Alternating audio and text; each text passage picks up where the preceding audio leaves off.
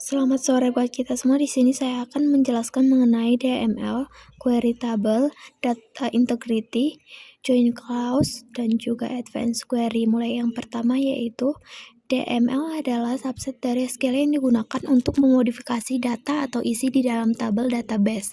DML tidak mengubah struktur tabel atau kolom, hanya datanya atau baris.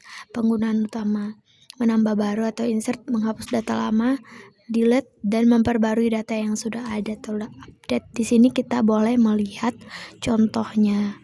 Di sini saya sudah membuat yang pertama itu untuk insert sederhana, menambah satu baris data, dan ini adalah query-nya. Contoh yang kedua, insert partial, hanya kolom tertentu, kolom lain itu null atau default. Yang ketiga itu update sederhana, yaitu mengubah gajinya si Andi. Terus yang keempat itu update massal dengan kondisi menaikkan gaji departemen IT sebesar 10%. Terus yang kelima ada delete spesifik atau menghapus karyawan ID. Yang keenam, insert dari tabel lain atau backup data, advanced DML. Terus yang ketujuh itu ada update dengan subquery, yang dimana set gaji Fajar sama dengan rata-rata gaji IT. Terus yang selanjutnya ada query table, yang dimana query table adalah operasi select dasar dalam teori CJSDAT. Ini adalah proses mengambil tuples atau baris dari relation tabel yang memenuhi kriteria tertentu tanpa mengubah datanya. Penggunaannya itu untuk melihat data, laporan sederhana, pengecekan data gitu. Dan di sini ada contoh soal yang dimana contoh yang pertama itu select from karyawan, select or from karyawan, yang dimana memilih semua dari tabel karyawan, yang dimana melihat seluruh data tabel pada tabel karyawan itu, dan di sini ada outputnya. Dan yang kedua itu projection, yang dimana select nama posisi from karyawan, yang dimana memilih nama posisi dari tabel karyawan, memilih kolom tertentu saja. Jadi nggak all, dia di sini ada memilih nama sama posisinya doang. Jadi di sini adalah outputnya, ada nama posisi. Yang pertama ada Andi, posisinya itu sebagai developer. Di sini juga yang tadi Andi, di sini kan semua. Jadi namanya Andi, posisinya developer, gajinya sekitar 8 juta. Di mana departemen ID-nya itu 101, tanggal masuknya 2020, tanggal 1 bulan 1 tanggal 15. Jadi perbedaannya tuh kalau di sini dia all, di sini hanya kolom tertentu saja, di sini semua, di sini tidak, karena di sini hanya memilih nama dan posisinya saja. Terus di sini yang ketiga ada contoh.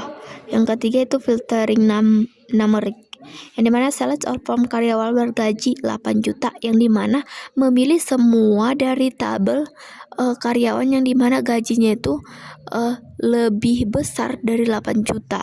Jadi kita lihat itu di sini ada outputnya semua katanya, berarti karyawan ID-nya contohnya si Budi, karyawan ID-nya 2, posisinya itu sebagai manajer, gajinya itu sekitar 15 juta gitu.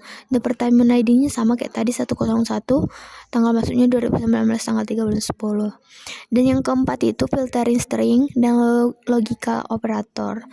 Di sini select all from karyawan where posisi developer and departemen ID 101, yang dimana di sini kita disuruh untuk di sini developer di IT, dan di sini adalah memilih semua dari tabel karyawan di mana posisinya itu sebagai developer dan departemen ID-nya itu 101. Jadi yang 101 itu ada si Andi sama si Eko, yang dimana karyawan ID mereka itu berbeda. Ini 1 sama 5, departemen ID-nya mereka itu sama 101. Jadi yang selanjutnya itu nomor 4, yang kelima rank search, yang dimana select all from karyawan where gaji between 5 juta 10 juta, yang dimana gaji antara 5 juta itu sampai 10 juta. Memilih semua dari tabel karyawan di mana gajinya itu antara 5 juta sampai 10 juta. Jadi dia tampilkanlah outputnya ini, yang dimana si Andi itu posisinya developer, gajinya itu 8 juta.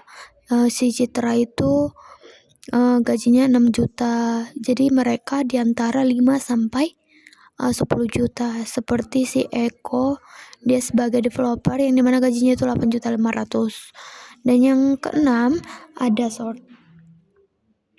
sorting. Mengurutkan berdasarkan gaji tertinggal. Select nama gaji from karyawan, order by gaji. Yang dimana di sini kita mengurutkan berdasarkan gaji tertinggi. Jadi outputnya itu mulai dari contohnya 15 juta, 9 juta, 8 juta 500, 8 juta 600, 500 dan 3 juta gitu-gitu. Di sini tadi ada kesalahan yang dimana mulai 15 juta, 9 juta, 8 juta 500, 8 juta, 6 juta, 5 juta dan 3 juta, bukan 800. Di sini ada contoh.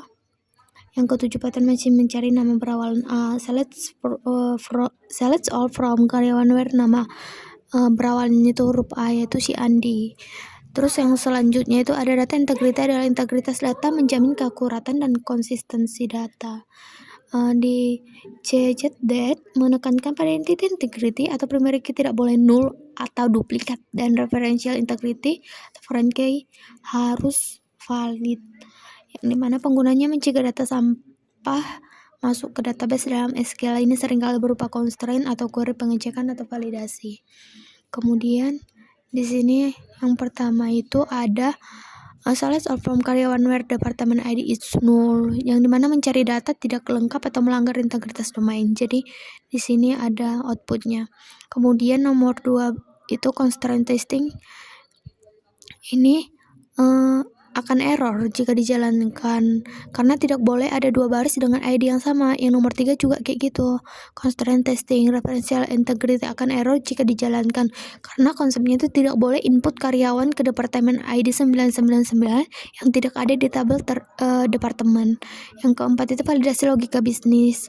Di sini mencek jika ada gaji yang negatif atau domain integrity. Jadi di sini nggak ada, yang dimana select all from karyawan where gaji lebih kecil dari 0 gitu. Select memilih semua dari tabel karyawan di mana gajinya lebih kecil dari 0. Jadi nggak ada, jadi hasilnya itu 0. Oke, kita lanjut ke join class. Join class adalah operasi untuk menggabungkan tabel dari 2 atau lebih relasi berdasarkan atribut yang cocok, biasanya primary key dan foreign key. Ini adalah inti dari sistem relasional. Penggunanya itu untuk menghubungkan data terpisah. Misalnya melihat nama karyawan beserta nama departemennya, bukan hanya ID departemennya saja. Di sini ada contoh soal yang pertama itu inner join, yang dimana menampilkan nama karyawan dan nama departemen tempat mereka bekerja. Select nama di sini bukan select all, tapi dia dipilih. Jadi nanti outputnya itu ada nama dan nama departemen karena select nama dan nama departemen dari tabel karyawan inner join departemen. Jadi ini adalah outputnya. Begitu juga dengan menampilkan semua ini left join. Left join itu ada menampilkan semua data dari sebelah kiri dan data yang cocok dari sebelah kanan. Jadi ini adalah outputnya. Kalau right join itu kebalikannya, menampilkan semua data dari sebelah kanan dan data yang cocok dari tabel sebelah kiri. Jadi ini adalah outputnya. Di sini mini to mini menampilkan nama karyawan, nama proyek yang dikerjakan dan jam kerjanya. Di sini sudah ada outputnya.